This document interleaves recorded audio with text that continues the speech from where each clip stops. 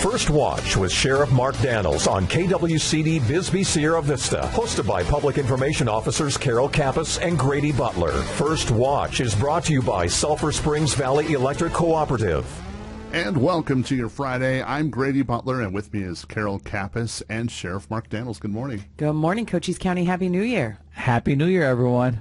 Happy New Year indeed. So, can you believe it's 2025? No. You know, I remember years ago when I first started this profession about if I did 20 years when I retired, what would it be like? 30 years, 40 years? I remember even thinking about the 40-year mark, and it didn't even seem real. Boy, I tell you, I'm going into my 41st year, and it's like, where did time go? I think we all can attest to that, being in the business a long time, all three of us, and it just, wow, time has gone fast. Embrace every day, because, boy, it's just rolling through. And speaking of a new year, we want to thank Sulphur Springs Valley Electric Cooperative for again renewing this show for another year. They're going to be on the show later, but we really want to give them a shout out. Big. I mean, SSVEC, it's one of the iconic businesses, organizations in this community you hear so much about. And you don't see a lot of them, but the bottom line, you know they're there because they sponsor and support so many events, from youth events, from adult events, from community events, our Cars for Kids, our charity ride that we do every year. I mean, they are the front runners of sponsoring with us. So thank you so much to SSVC, and thank you for allowing us to share the airwaves every Friday for 1 hour and talk about our community. And so kicking off the year, there was an event yesterday, which was a swearing in. Congratulations on your reelection.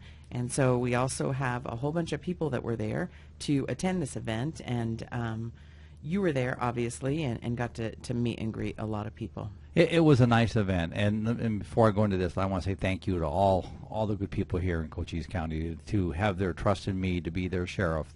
I'm going into my fourth term.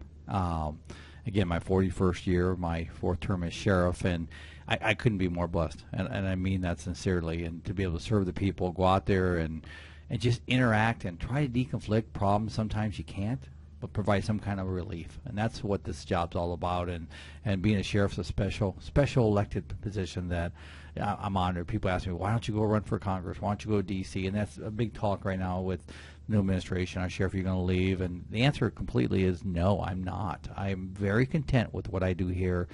I have no intent of going anywhere but be the sheriff. When I retire, this will be what I retire as. So, but thank you for allowing me to be your sheriff for another 4 years.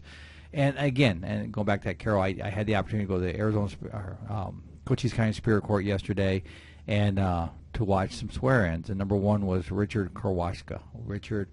Rich was our county administrator. Let me tell you, one of the best I've worked with. We worked with some great ones, and he was one of the best in that category. He worked so well with the other elected officials, made sure he talked to us, made sure he was addressing us, and it was amazing.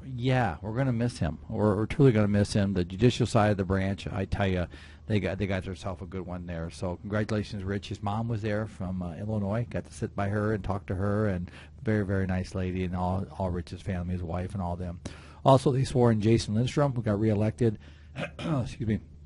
And our new county attorney, Lori Zuko. Congratulations. Congratulations to Lori. I've met with her numerous times, and I tell you, the sheriffs and county attorneys have usually a very strong partnership. That's going to continue. Everything I see on that, I don't see any issues there. Lori's picking up the helm from Brian McIntyre. We'll talk about it in a minute. But Lori, congratulations. Looking forward to the partnership with not just sheriff's office, but all law enforcement, because we have to work together for our victims, and that's so important. And then Randy Judd, kind of a silent backdoor. Randy was retired. He retired from us last year, I believe it was, and now he just got appointed as the new judge in Benson, so Justice of the Peace. So I got to spend some time with him, and I told him, I said, he looked good in the robe. Back to all of them. He looked good in that robe, didn't he? And so, again, congratulations to Randy on that, too. And so, again, and I also want to give a shout-out to Judge Dickerson. He was the Justice of the Peace here in Sierra Vista forever. And I remember when he first took office over here, and heck, I remember he's in private practice, but took over as a judge over here. Very by-the-book judge, I'll just say that, and but in a good way. And then he became a Superior Court judge, presiding judge over in Superior Court. He was the MC for yesterday's events, and so I got a chance to talk to him afterwards for a little bit. But him and Eva, I wish them well in their retirements and stuff. So, Judge, thank you for all your public service. And you mentioned Brian McIntyre. Let's give him a shout-out. You know, Brian, I remember Brian first got hired at the county attorney's office, and that's when I was lieutenant over here at the Foothills office, and Brian came over doing all the cases for JP 5, Justice Court 5, and I finally said to him one day, I said, why don't you just set up an office over here? So we called the county attorney, we got permission. That's how that broke out, where he was in our office. So I watched Brian as a young attorney work all the way up to county attorney. And let me just say, out of all the things we've dealt with over the last 4 years, the challenges of this border, the numerous events, he set the example to be a leader. Number one, took on cases most people wouldn't touch, took on laws that most people, you look at our smuggling law for our drivers, he's the only one in the state prosecuting that. And people say, well, maybe something was wrong. No, he took the will of the people and put it forward. 14 other prosecutors like, well, we're going to see what happens. I tell you, I'd take Brian every day. And so we lost him. I'll just say I'm not happy the way we lost him. But he's just an amazing prosecutor. We're blessed, and he's going to stay on with Lori. He's going to be the chief criminal prosecutor for Lori. Now they switch roles, and so thank you, Lori. Thank you, Brian, for that relationship over there, and also for continued service here, because he's kept evil where they need to be, whether that's in jail, whether that's in a probationary status. He's kept them at bay. He's held consequences where they need to be. So, Brian, thank you for your service. There'll be an event for Brian tonight that'll be attended. So, again, but I'm glad he's staying. I told him that yesterday. And a couple other people that you met with yesterday, and we want to give shout-outs to, and thank you for all of their hard work and services, Ann English and Peggy Judd. It did. I told both of them already. The last meeting was the 31st. And both of those have been in the corner of public safety. I mean, they've asked questions when they need to ask them. They've challenged us when they felt they need to challenge us. But at the end of the day, we knew in confidence that they were there for the Cochise County Sheriff's Office and myself. So Peggy Judd, Ann English, thank you, both of you. And this, and both of them have gone through a hard year. Both of them. Peggy's husband, Kit, passed away in 2024. She had a very rough time with that, and I know we spent some time with her and trying to help her out, and I spent a lot of time on the phone with her, and so I know this is behind her now when it comes to being a member of the board, but I wish her well, and she seems doing very well. Ann English, sad to say, I mean, all the years of service, it was from the 80s. She was a superintendent of a school, principal, teacher, educator, been on the board since the 80s, back and forth. And now she retires, but her husband, sadly, passed away right before Christmas. So his services will be tomorrow out in Elfrida. And so, again, both of them have gone through a lot, but both these ladies have been leading this county in a way that supports public safety, and I can't say enough but thank you. And also, we have a new tradition at the Sheriff's Office where every year we put out a video kind of wrapping up 2024, and that's going to be coming out next week. It is, and we're gonna finish that up today, and it's just a video. 2024 was a challenging year based on the border, but I'll just say this early, a preview if you want to look at it such, thanks to my men and women, but also we held the gates. We held the ground. We, with the limited resources and budgets, but thanks to our partnership, our influences, we did what we had to do to keep this county safe, and I'm proud of that. And did we have critics? Did we have scrutiny? Of course we did, but we did it the right way. We did it legally, we did it ethically, and we used our morals to do it, so thank you. And working on that same premise is, look at our SWAT team as an example. Yes. How busy were they in 2024 compared to all the other years? You figure a SWAT team deploys, especially in a rural county, once a month. For us, we deploy 15, 20 times a year, so it's maybe a little bit above the average in a rural county like ours. Last year, I think it was around 80 deployments.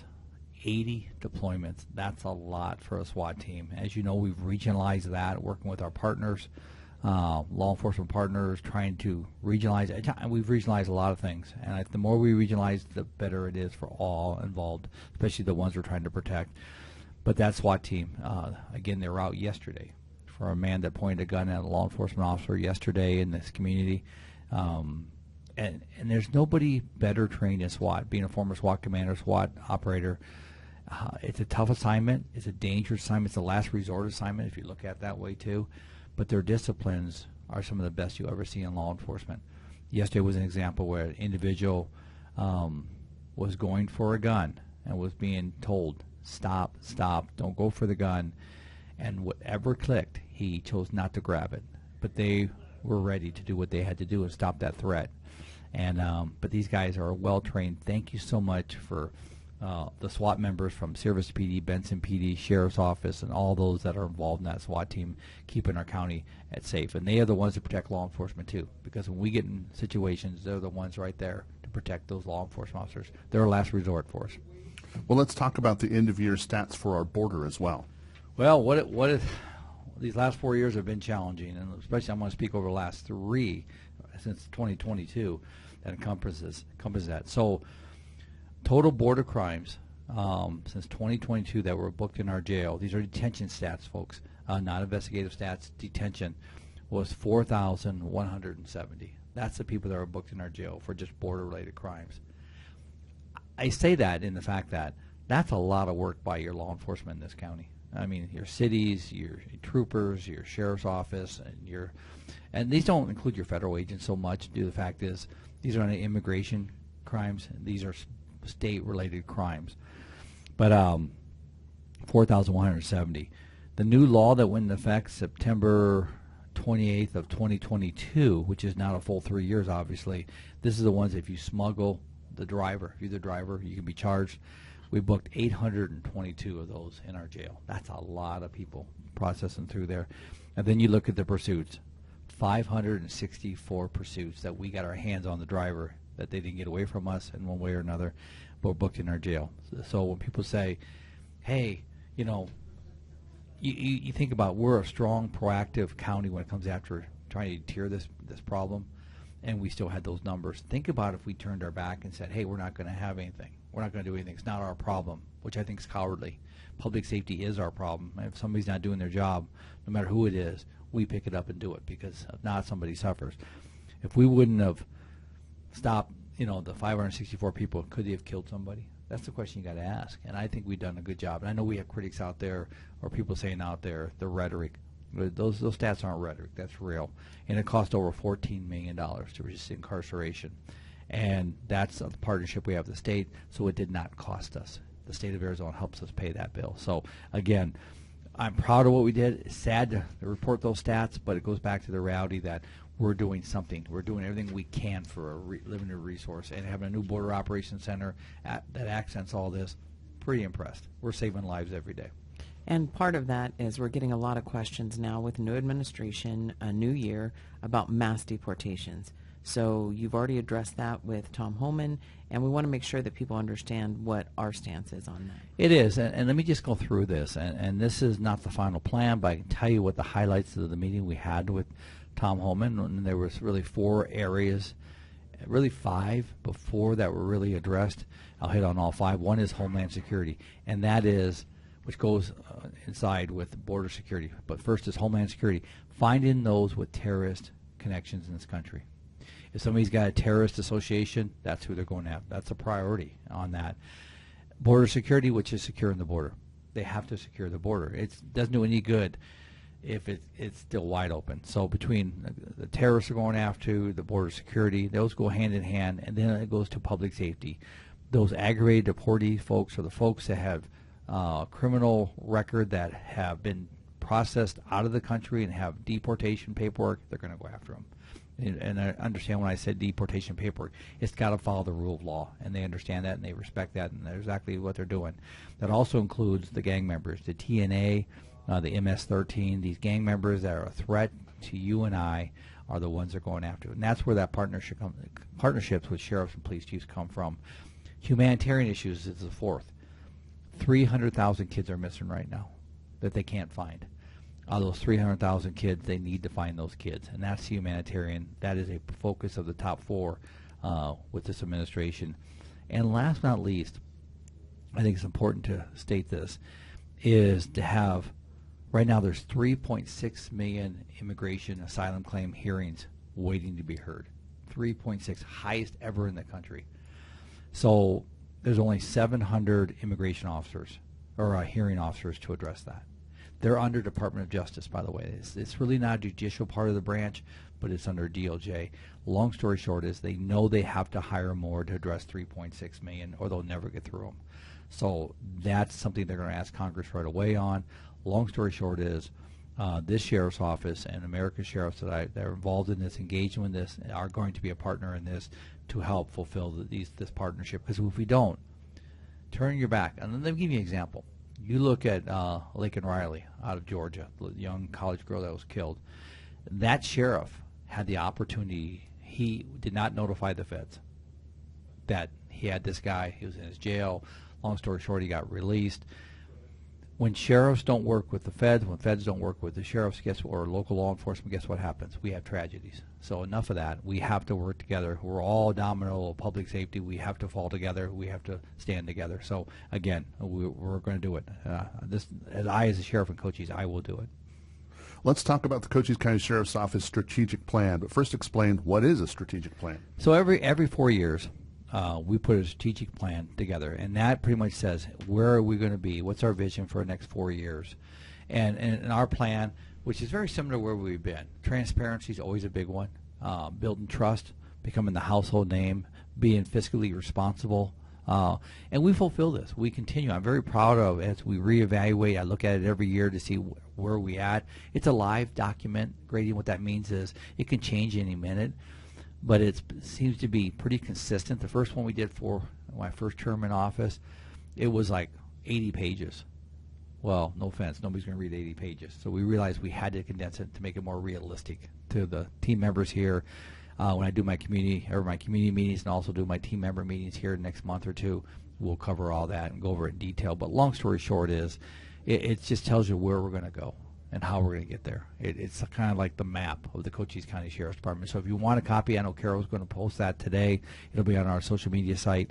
But if you want a copy of that, just reach out to our office. We'll get you a copy of that. But that is a public document that says who is the Sheriff's Office. It's got my annual message in it for 2025, very similar to last years. But it's an investment document, how we invest in the next 4 years to the community. And so one of the other things that we were going to give a shout out to, was JD. He was actually Person of the Year. He was, and what a better choice. There's no better choice, than him. I mean, here's a man that spent 15 years as president of Cochise College that has changed the look, changed the future of Cochise College, from their avionics down there, their sports programs down there, their police academy, their public safety. I mean, you look at what he's done to build both campuses up. And I know there's a rub about, well, we leave in the Douglas campus.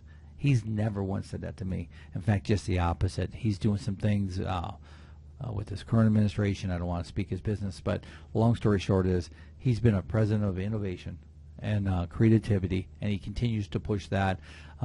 Dr. Perry, that's coming in after him, James, same kind of guy. You're going to see a big push from him too to continue this tradition. But they put Cochise College on the map.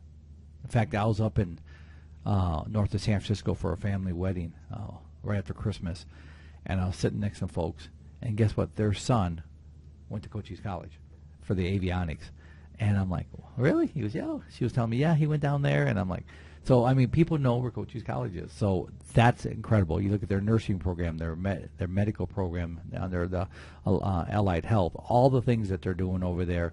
I mean, credits starts with a good leader, and JD's that leader. JD, thank you for what you've done to this community. And we were really busy towards the end of last year with holiday events. Oh. And everyone was running everywhere, but it was all for a good cause. So tell us some of the things that you were part of, all of them.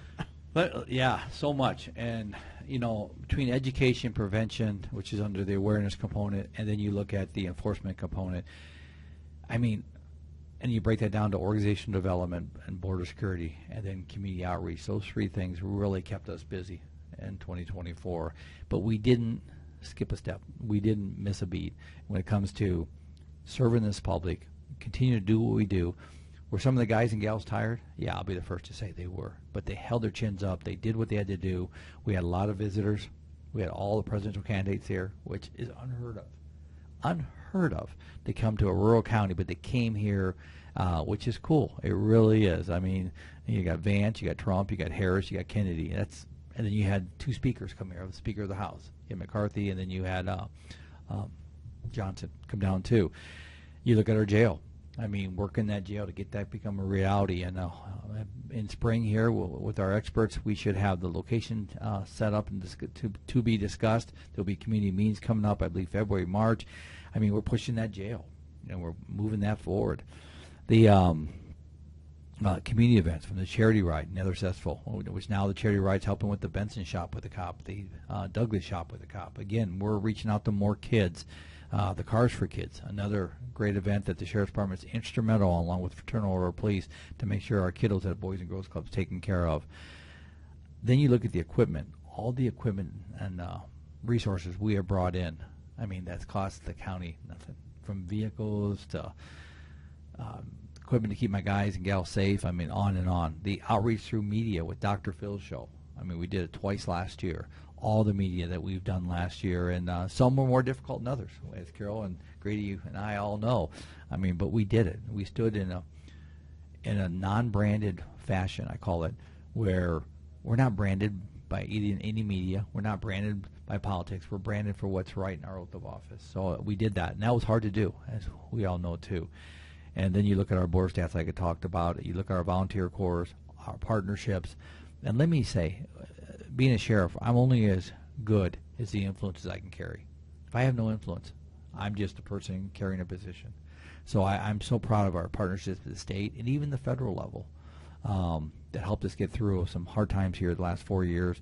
And we'll have the same we'll have challenges in the next 4 years, and they might be different than what we've seen, but they're not going to go away. So we have to stay tight as a team. And then finally, I want to hit on our care team, which is our mental health first responder. They've done an amazing job. Our CCOM's where it needs to be. There's people out there talking. You keep talking.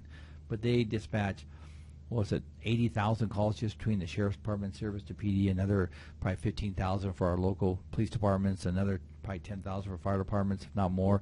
I mean, that's a lot of calls for service. They do an amazing job. So let's embrace that instead of criticizing that. I heard yesterday some comments about that. It's like, where's that coming from? I don't get it. And bottom line is, your public safety family here in Cochise County, to include your sheriff's office, is doing what hopefully you expect us to do. If not, ring that phone and let me talk to you. So thank you, everybody.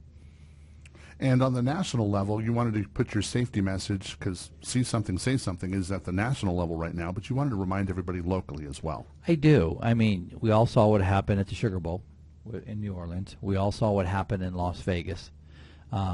Where these minds, how they get to that level, I don't know. I mean, we're just in a unique time where violence seems to be more of a norm than not.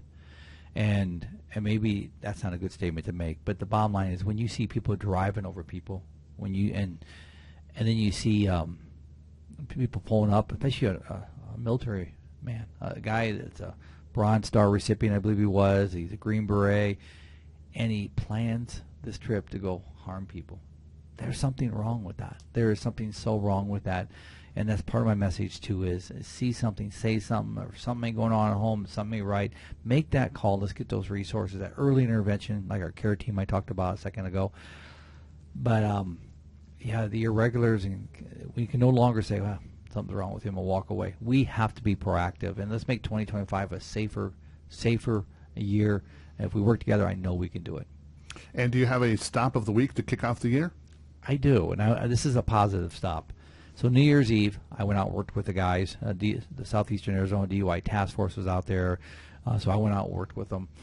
And I made a stop on a car for an equipment violation, and the guy did not want to pass me at all. I mean, I slowed way down to 35 miles an hour in a 50 zone, and he just did not want to pass me. Finally, I almost put the brakes on, so he had to.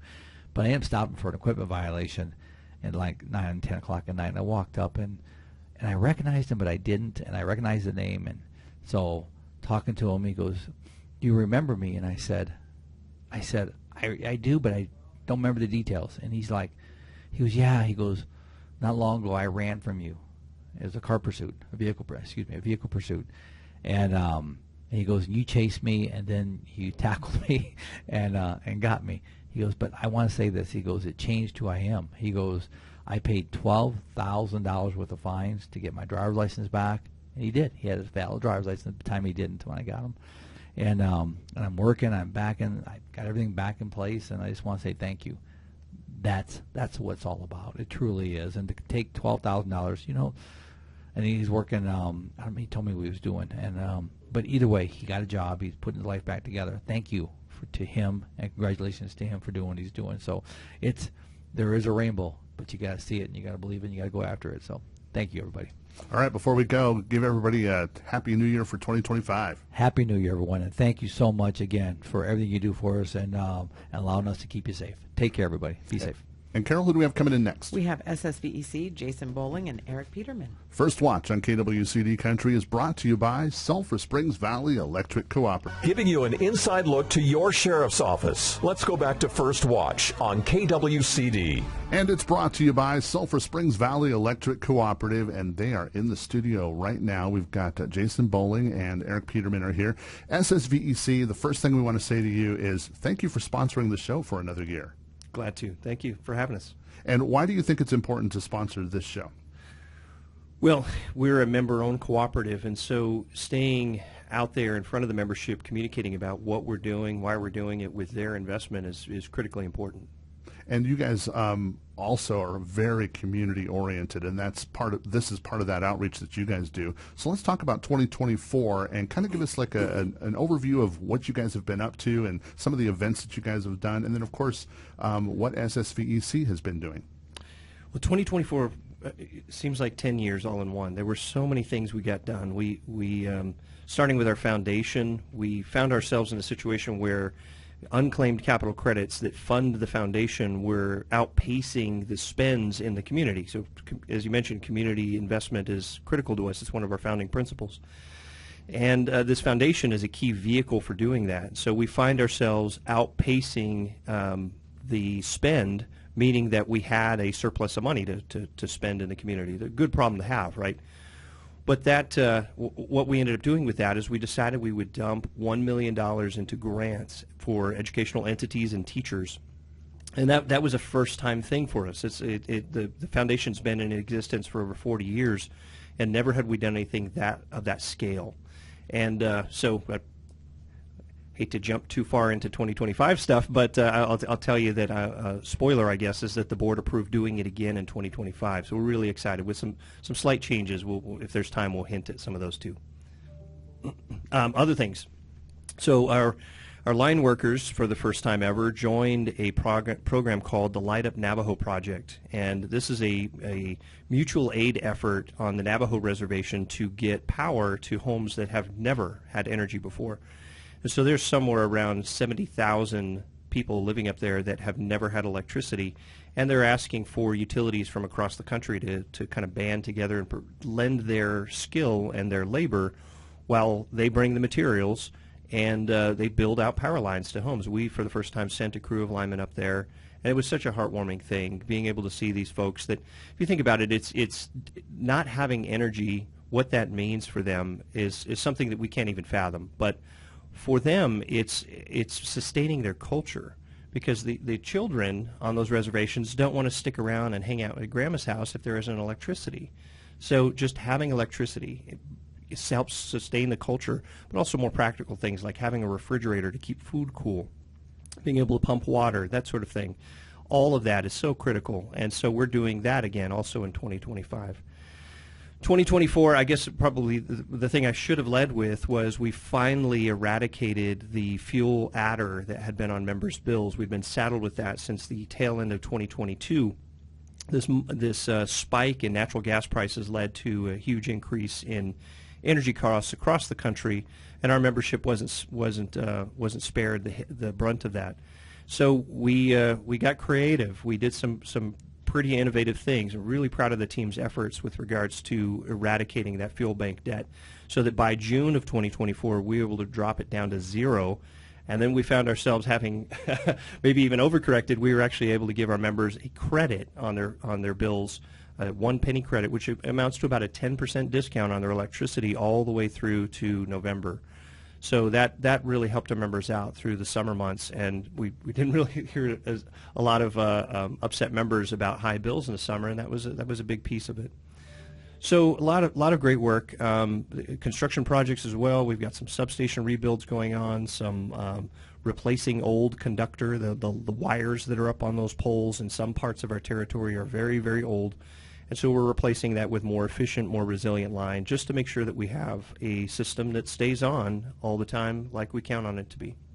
And you guys have a great way of warning people about if there's an upcoming outage or an unplanned outage. Tell us about how those pop up. Yeah, thanks. That was a 2023 project that we were really excited about, rolling out our outage mapping, and then in early 2024 we rolled out a text notification system so that when power goes out, we can let you know that it's out. Now, you might think, well, if I'm out, of course I see the lights go out, right? But it's really incredibly helpful to let our members know that we know what's going on, so that lightens the burden on our administrative staff so they don't have to field phone calls. Everyone knows what everyone else knows, and our crews can get straight out there and get to work.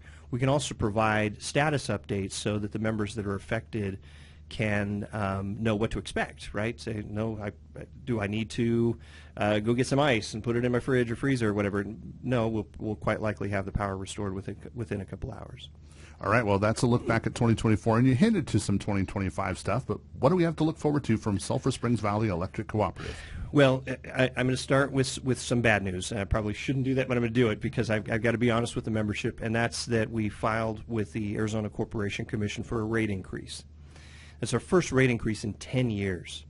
So if you think about the inflationary effects we've all felt at the grocery store and everywhere else, so too for electric utilities. Things like transformers, poles, and wires have all more than doubled in cost since 10 years ago when we set the rates that are currently in force today. And so needing to go into the ACC to increase the rates is something that we don't take lightly. But we also find that there's an opportunity to leverage that process to improve the relationship and how we do business with our membership. So doing things like addressing our deposit policy has been a pain point for members. Our work order process is another pain point for members. We want to address all those things by figuring out how we can more efficiently operate. The work order I mentioned, this is not a sexy, exciting thing, but it's a back office process for managing construction of new projects, either for members or for SSVEC. And we estimate that somewhere around $2 million is spent on non-construction aspects of that build every year. That means that's slack to me. That's inefficiency that we could eradicate if we could address the way we do business. So one of those things would be setting up line extension credits. A lot of electric utilities, especially co-ops, do this across the country, where if you built a new home, you'd like to extend power to it. As it stands now, you'd pay for every penny, every bolt, every wire, every pole, every hour of the worker's time out there building it. You'd pay an itemized, detailed cost. Well, itemizing and detailing is part of what contributes to that $2 million in overhead cost. And that's, at the end of the day, it's cooperative plant that you're paying for us to build. And so by offering a $2,000 credit, which is part of this rate case filing, when you build that home, we would have enough money in the kitty, so to speak, with that credit to build the most line extensions, probably 80–90% of them, thereby eradicating a lot of that administrative overhead cost. So again, not exciting, sexy stuff, but we see this as a way of doing our part to contribute to housing affordability in our community. So it's impactful, what we're hoping to do, and it's one of the many things that we're looking to do to leverage the rate case to just improve how we do business for our membership. Other things in 2025, I alluded to the foundation grants. So what we did in 2024 was $20,000 grants to educational entities, and we're doubling those to $40,000 to educational entities in 2025. We also have one grand prize grant out there for $150,000 for a really transformative project that's presented. And I should mention, too, that we have a group of volunteers, a group of employees, a group of our board of directors and community members that all come together to evaluate these grant applications and make sure that we spend that member money wisely to make sure it's optimally impactful.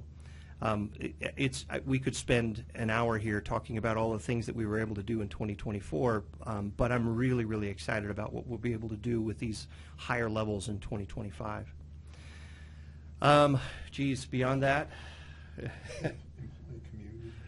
So employee community involvement is a big thing too. We've been working towards measuring, as they say, what gets measured gets done, right? And so we ask our employees to let us know how many hours they volunteer in the community, and we feel like it's not helpful to incentivize that, but instead we do want to encourage our employees in a novel way. And so what we do is we tell them that we have them direct where our corporate giving goes based off of the hours of community service that they do.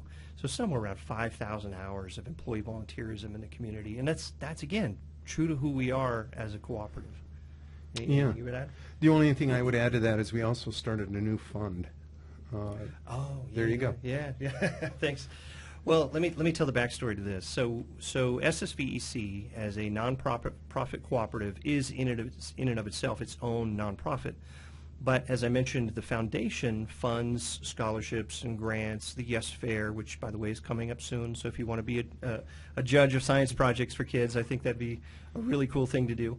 But the foundation does all these wonderful things. We also have a charitable trust, and the charitable trust comes from rounded up bill payments. So if your bill's $100.72, that extra 38 cents that you would round up to the nearest dollar all goes into this trust that gets used specifically to help people in need with things like medical bills, or there was a house fire recently that the trust managed to make a contribution to helping that person out in the J6 area.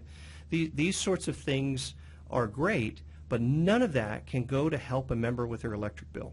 And our employees have said, well, that feels like a disconnect, right? That Yep. we as a electric cooperative ought to be able to help people with their electric bills, but we just can't. It jeopardizes our nonprofit status if we were to use the trust or foundation for those things. So the employees of SSVEC banded together and created a new foundation called the Sulphur Springs Valley Community Empowerment Fund. This is completely donations out of their own pockets, and let me give a little bit more background to that. When I started working with the administrative team a few years ago, I sat side by side with some member service reps. I went out in the field with our field service reps, the people that are handling bill payments and disconnects of our members. And I'll tell you one story. I was with Bob Hardy, one of our field service reps. The kind of guy you just by appearances you'd want doing collections. He's a big dude, but he's got the biggest heart of anyone I've ever met. And so we walk over to do one of these door hanger things to notify someone that they need to pay or they're going to be disconnected. We go to an apartment complex, go up the stairs, knocks on the door, waits what feels like a too long period of time, and soon enough we can hear the guy inside coming to the door, and he's just by appearances you can tell this guy's a disabled veteran. And Bob says to the guy, you need to pay your bill, but don't worry about it this time, I got you. And he walks back to the car, and I'm just too aloof to understand what just happened. I get in the car and I go, what do you mean you got him? He goes, I'm going to cover his bill this month. What do you mean, Bob? Well, I'm going to cover his bill. He pulls out of his own pocket to cover this member's bill. And as I said, I've seen this time and time again with our employees. And so it's that kind of generosity that exists on the payroll at SSVEC that gives way to creating this fund that they've created. And they've partnered with St. Vincent de Paul. They're collecting thousands and thousands of dollars to help members in need, and St. Vincent de Paul will be the one to evaluate applications for need and kind of process those things for folks that need the help. But now we actually have a vehicle, thanks to the employees of SSVEC, a vehicle to helping members that are facing some real serious challenges paying their electric bill to keep the lights on. Yep, Yeah. good. Yeah, and the only other 2024 thing that is exciting and will actually amplify in 2025, I would say, is the safety trailer, right? Yeah, safety trailer. Again, I got to give credit to our employees. It was our line workers that felt, this whole electricity thing is kind of mystical. And I'll tell you another story. This goes directly to law enforcement. We work very closely with our first responders. And there was a power outage on Cherokee here in Sierra Vista a few years ago, and often when power lines go down because of a windstorm or a car accident, the first people on the scene are the first responders, and then we show up. And in that time, in between the lines going down, the first responder showing up, and the time our people show up, there is an unsafe situation there. and people are at risk. Those lines being down could really hurt people. And in fact, this power outage on Cherokee, there was a police officer there and a friend of mine, and one of the linemen says to me when I showed up long after it's been made safe, he says, I feel kind of bad. I said some cuss words to that cop because he got close to the power line. I said, it's okay, Ed, it's okay. I'm sure he appreciates what you did, and I'm sure he's heard worse in his life. But sure enough, that sort of thing. What happened was the police officer got too close. He was within arm's reach of a down power line that was live. And so the lineman screaming at him to get away was just the prompt that he needed to save his life that day. All of this leads to the safety demonstration trailer. It's making sure that the public's aware of what to do when a power line is down. And that comes from our linemen's awareness. I mean, they're out there, they're seeing it all the time. And so getting out there in the community, training first responders, training the public, training kids in school about a thing we hope that they'll never see. But if they do, they know what to do. That's what that safety trailer is all about. And the team's done a wonderful job building a script to make it an engaging, entertaining show. We had the National Night Out. We were there. We had a big crowd of kids there. I told the linemen that I am quite certain that there are a bunch of future linemen out there in that field. So they were just definitely enamored with seeing the guys in action. So it's cool stuff. Yeah, so there aren't many CEOs who actually go out to the scene of an accident where the power line is down. That's who we're working for, and to be honest with you, we work hard for the members. And the theme is always consistent. It's always safe, reliable, and affordable electricity. And we live by that creed. Well, obviously, you've just given us several examples of what Sulphur Springs Valley Electric Cooperative does for this community, so thank you for that.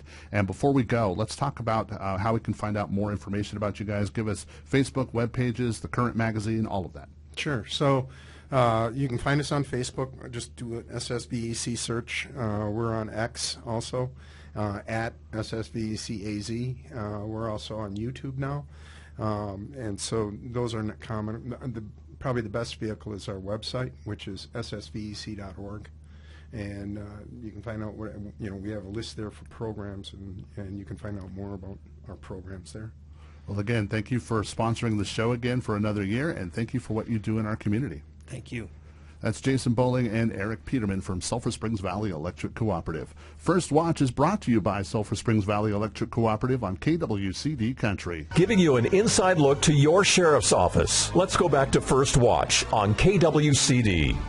And it's brought to you by Sulphur Springs Valley Electric Cooperative, giving you an inside look into your sheriff's office. I'm Grady Butler. With me is Carol Kappas and our next guest. Welcome back, Cochise County, and thank you so much, the amazing, magnificent Sierra Vista Mayor, Clea McCall. Good morning. Thank you, Carol. Thank you, Grady, for this opportunity.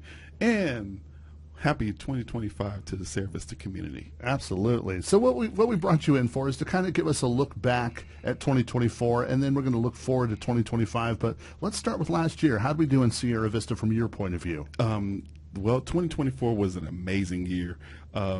We had some remarkable progress in Sierra Vista. We had, it's a remarkable progress for a place. We live, we work, and we play.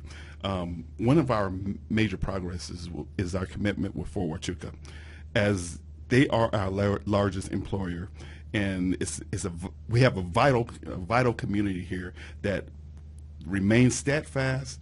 And the base's cybersecurity program, the unmanned area aircraft programs, the joint interoperability training and testing, and the military intelligence training programs continue to grow, bringing new opportunities and also new talent to our region. So that partnership and that collaboration continues to grow, and that's one thing we're striving towards, more collaboration in 2025.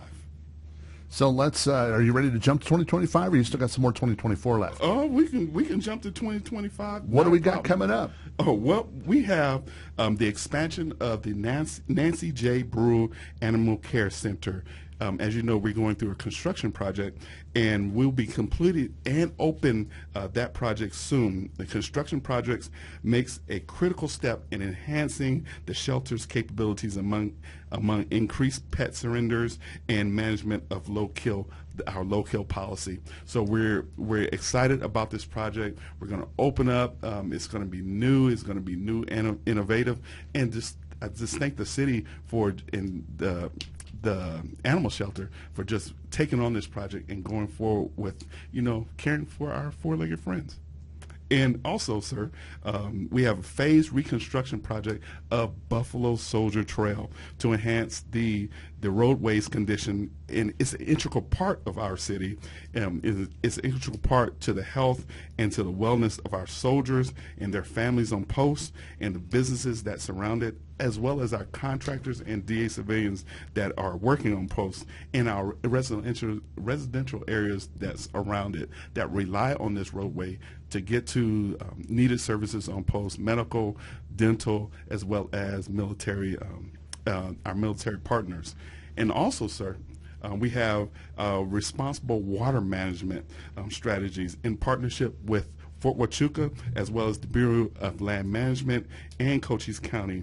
As you remember, last year we have $1.5 million coming from the governor's office that will, it was a grant for the Coyote Wash stormwater recharge project, and we're demonstrating our efforts to keep our San Pedro River flowing. And also we're gonna invest more into this project as we go in 2025 to support sustainable growth here in Cochise County, as well preserve our great San Pedro River and safeguard key missions on Fort Huachuca, and all of which are essential to the success of Sierra Vista as well as Cochise County.